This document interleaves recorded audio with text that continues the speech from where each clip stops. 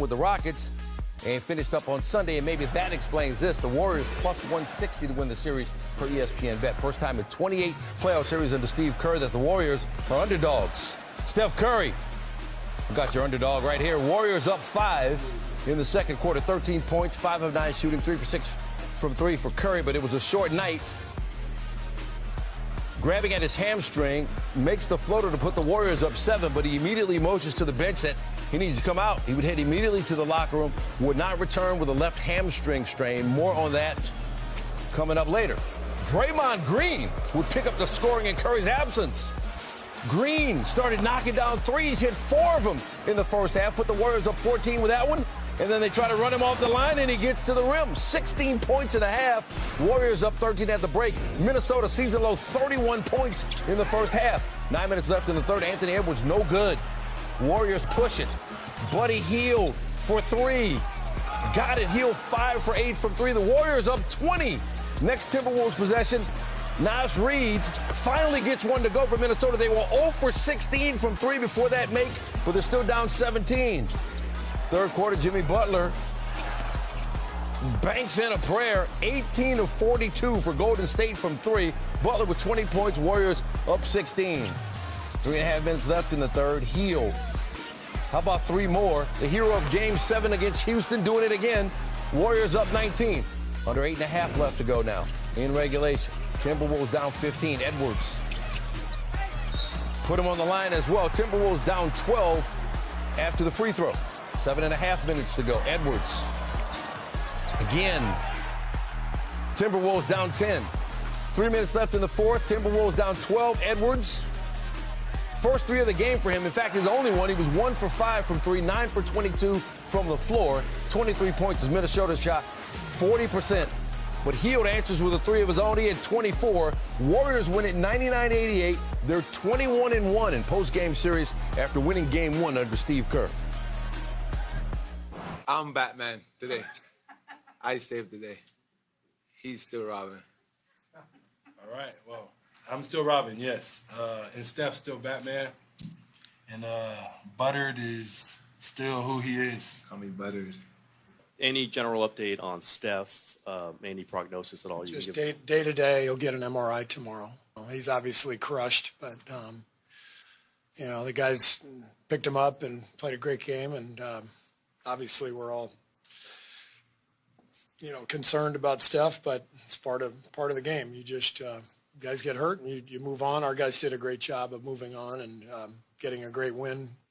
Obviously, things get tougher if we got to go forward without Steph, but it's the same mission. You know, we're trying to keep this thing going, win as many games as we can. So, you know, I'm not going to let that reality set in right now. We'll start figuring that out tomorrow. I'm going to enjoy this win tonight, rest up, recover, and we'll get back to the drawing board. Like I said earlier, I think we got the best coaching staff in the NBA. They'll put us in a position to be successful, and it's on us to go out there and perform. Playoffs sometimes create unexpected heroes, and Buddy Hield has been one so far. He's made 14 three-pointers over his last 2 games. He's the 5th player in NBA postseason history with at least 14 made three-pointers in a 2-game span, and he's the 3rd different Warrior to do it.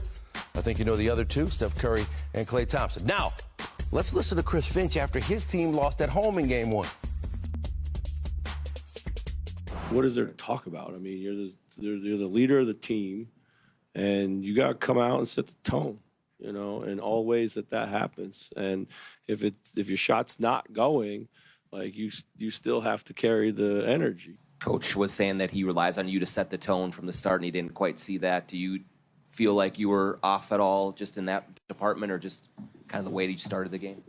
Nah. I feel like I played great defense. I just couldn't do nothing on offense, so, yeah. You guys going 12 for 76 over the last 2 games is the worst three-point shooting in the history of the NBA playoffs. And for a team that was 4th in three-point percentage and 5th, I think, three-pointers made. He said 12 for 70, God damn. Like, how do you even make sense of it? You know, that's how it go. You know what I'm saying? You have stretches where you shoot the ball really, really well, and you have stretches where you shoot the ball really, really bad. You just hope the good outweigh the bad. And, you know, I'm not going to say it's going bad for us right now. We just didn't shoot it well tonight. I'm not really worried about the last series or whatever that was. That was a month ago, if you ask me. But yeah, tonight we didn't shoot the ball well, but tonight is over. So next game we'll shoot the ball really well. It's bad when you hear it. It's even worse when you see it on paper. Not just Edwards, the entire team struggling from the outside. Again, 12 for 76 on three-pointers over the last two games. Worst by any team in NBA postseason history. When you factor in their volume of shots, maybe it means they're due. Game 2 is Thursday. Large part without Steph. Steph left the game early in the second quarter with a hamstring injury. Did not return. The Timberwolves tonight, Naz Reid was 3 of 7 from 3. Everybody else was 2 of 22. And they did not get off to the best start shooting the basketball. And as Chris Finch said, our transition decisions making was diabolical. He said the poor shooting affected their confidence and overall play. It starts with Anthony Edwards. You can see the light go out. And for a little while, now he did get it going in the second half. He had 23 points, 14 rebounds. It just took him 22 shots to get those 23 points. And that's not nearly good enough because outside of Ant-Man, Julius Randle was 4 of 11. Jayden Daniels was 6 of 12. Rudy Gobert was 4 of 7. Mike Conley got some great cardio in tonight. But DiVincenzo, 3 of 11. Nikhil Walker-Alexander had 14 minutes. He got some great cardio in. And even Shannon Jr., he got cardio in. Only got 2 minutes on the bike, Ocho, but he got a little cardio in, so he only have to do 18 minutes on the bike after the game because he did get 2 minutes of cardio. Ryan, I'm going to start with you on this. You watched this game and you was like, okay, the Warriors might be in trouble. Steph going out and looked like he had it going, looked like he was headed toward a monster night. He had 13 points in about 13 minutes, so it looked like it was going to be one of those nights. Draymond got off, hit 4 of his 5 first threes, but you know what? I'll let Draymond have that. I just don't want Steph. Buddy, he'll get going. What did you like about what you saw from the Warriors tonight?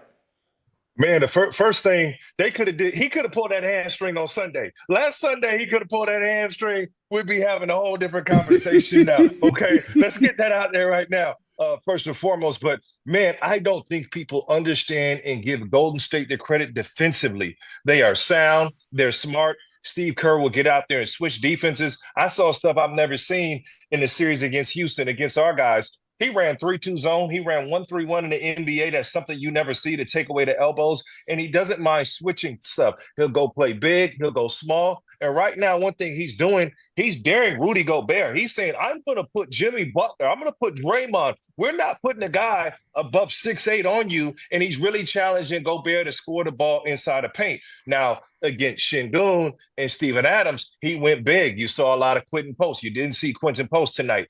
You saw Kevon Looney and Draymond. You saw both those guys in the lineup. I'm going to make this very clear. They're not going to win this series without Steph Curry. He's going to have to get